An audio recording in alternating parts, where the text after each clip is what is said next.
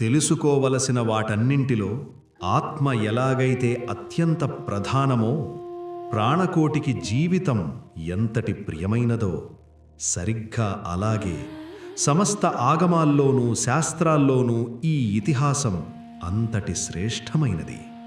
గొప్పదైన బుద్ధిని ఈ ఉత్తమ చరిత్రపై లగ్నం చెయ్యాలి. ఎందుకంటే ఇందులోని అక్షరాలు, పదాలు అటు లోకానికి, ఇటు వేదాలకు ఆశ్రయంగా నిలుస్తాయి.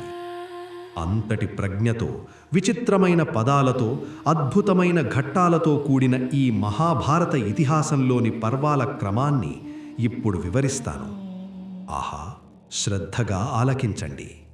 మొదటగా పర్వానుక్రమణి, రెండవది పర్వ సంగ్రహం, ఆ తర్వాతి క్రమంలో పౌష్యం, పౌలోమం, ఆస్తీకం, ఆదివంశావతరణం వస్తాయి. ఆ వెంటనే దైవ సంకల్పంతో జరిగిన అద్భుతమైన సంభవ పర్వం, అక్కడే లాక్షాగృహ దహనం, ఆపై హైడింబ పర్వం గురించి చెప్పబడింది.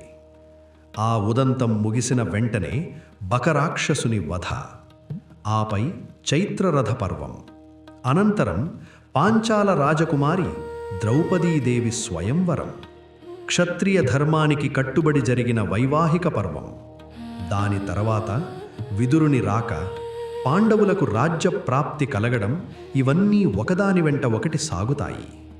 ఇక అక్కడి నుంచి అర్జునుడి వనవాసం, సుభద్రాదేవి హరణం, ఆపై హరణహారికా పర్వం, ఆ తదనంతరం ఖాండవవన దహనం, అక్కడే మయుడి దర్శనం, ఆపై సభాపర్వం, మంత్రపర్వం, జరాసంధుని వధ, దిగ్విజయ యాత్ర, ఆ దిగ్విజయం తరువాత ముల్లోకాలు మెచ్చిన రాజసూయ యాగం గురించిన ఘట్టాలు వస్తాయి.